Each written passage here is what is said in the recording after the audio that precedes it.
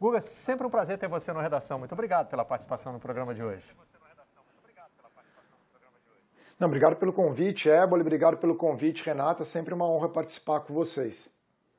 O Guga, a gente estava falando aqui, o Correge levantou essa bola, né, do grande investimento que transformou PSG e City em duas marcas do futebol europeu, do futebol mundial, né? São dois dos maiores exemplos do chamado soft power no futebol e talvez até no mundo de hoje, Guga.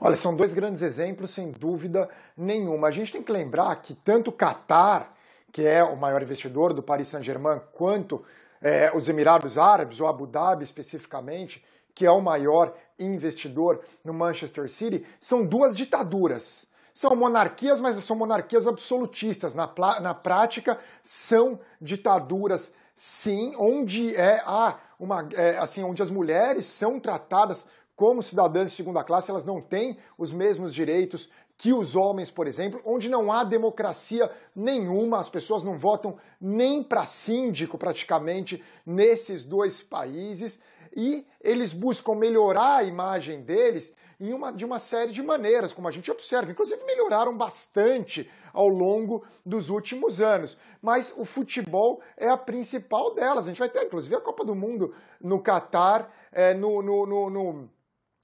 ano que vem. E eles, com esses investimentos, tentam passar uma imagem melhor. E são países muito pequenos.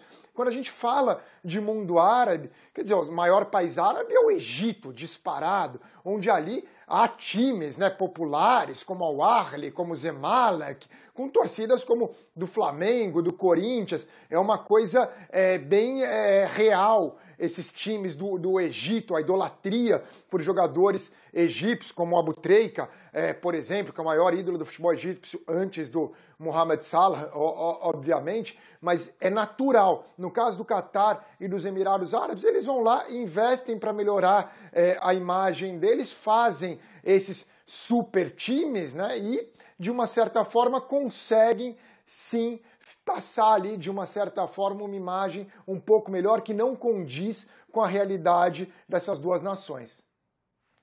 O Guga, agora também tem um fator econômico, não tem?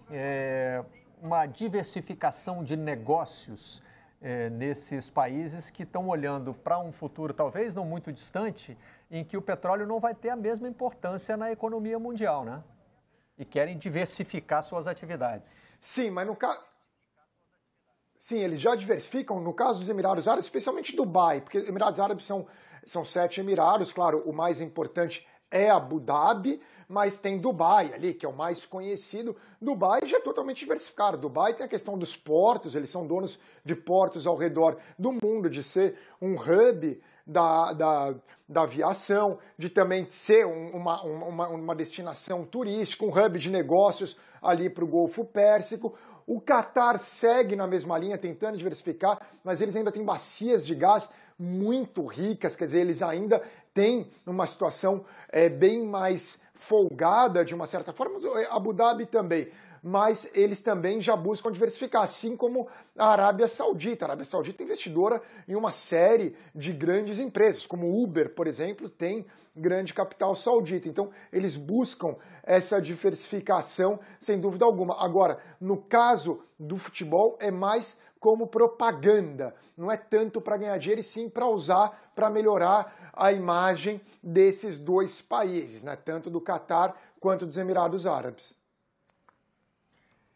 E tem dado resultado, assim? Você acha que tem um efeito imediato na imagem? Ou isso fica concentrado no futebol e as pessoas não fazem necessariamente essa ponte, Guga?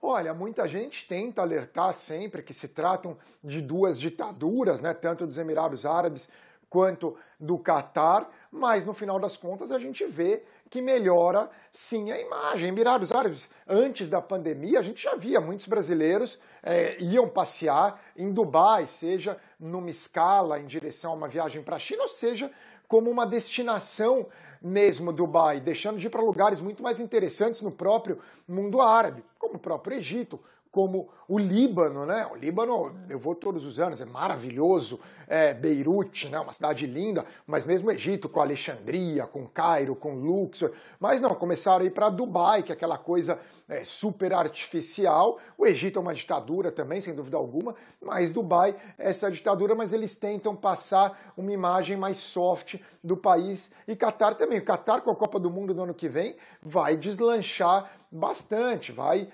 se falar muito mais. Claro que vai ter bastante gente sempre mencionando a questão da ditadura, mas de qualquer maneira tá lá, né? O país está no foco, vai ficar no foco. Lembrando que já teve Copa do Mundo em ditaduras, em 78 na Argentina, quando as pessoas comemoravam o gol do Mário Kempis no Monumental Núñez, e a 2, 3 quarteirões dali, na Escola Superior da Mecânica Armada, pessoas da mesma idade do Mário Kempis eram torturadas pelo regime militar argentino. O futebol, né, é mais pragmático, né? É mais, tanto na questão da Copa do Mundo, se bem que para a Copa estão começando a surgir alguns protestos dentro do futebol, mas ninguém ainda ameaçando um boicote, quanto nessa questão dos clubes, né, não tem muito, eu acho que o torcedor não olha muito para de onde vem o dinheiro que está tornando o time dele um dos mais poderosos do mundo. O futebol ainda é visto muito como circo, né? Assim, vamos dar diversão, porque é o que o povo quer, diversão, e sem isso não sobrevive. Muitas vezes essa diversão mascara realidades bem cruéis, né? Eu acho que o Guga tocou em pontos importantes. Teve um que eu acho que é fundamental para a gente entender esse investimento que é feito hoje no futebol por essas grandes fortunas, esse investimento no futebol é um percentual muito pequeno, né, diante da fortuna que tem por trás. E que o futebol funciona muito mais como um instrumento político, né, é uma ponte para você suavizar uma imagem que nem sempre é uma imagem do agrado da opinião pública. Então, acho que tem muita coisa maior que o dinheiro investido por trás desse tipo de negócio. Agora, também teve um momento interessante dessa rivalidade, Guga, na Superliga, né? O City, por exemplo, era um dos que estavam dentro. O PSG ficou fora, talvez mais alinhado com a FIFA. Quer dizer, existem, pelo visto, concepções diferentes também, mesmo dentro desse mundo bilionário do futebol.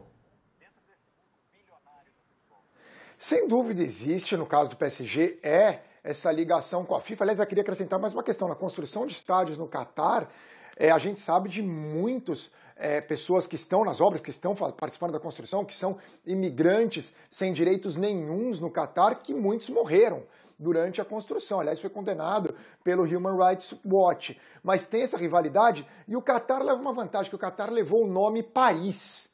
Quer dizer, Paris é uma coisa muito forte, por mais que o Paris Saint-Germain não tivesse um nome muito grande, teve aquela época do Raí, do Leonardo, mas nunca foi um time grandioso como o Liverpool, por exemplo, como o Real Madrid, mas é o nome da cidade de Paris. O Manchester City é em Manchester, que é a segunda cidade do Reino Unido, né, da Inglaterra, quer dizer, está atrás de Londres, e além disso é o segundo time da cidade de Manchester. Manchester United é a maior torcida. Isso tem um certo peso também na rivalidade. O Qatar conseguiu uma marca mais forte, a marca Paris. Quer dizer, eles têm Paris. Se parar para pensar nessa questão, quer dizer, é uma coisa muito grande. Você ter Paris, assim como se tivesse Nova York, por exemplo, no caso até tem o New York City, mas que seria o equivalente do Yankees em Nova York, nas mãos dos Emirados Árabes. Manchester City é um nome, é uma marca menor do que Paris,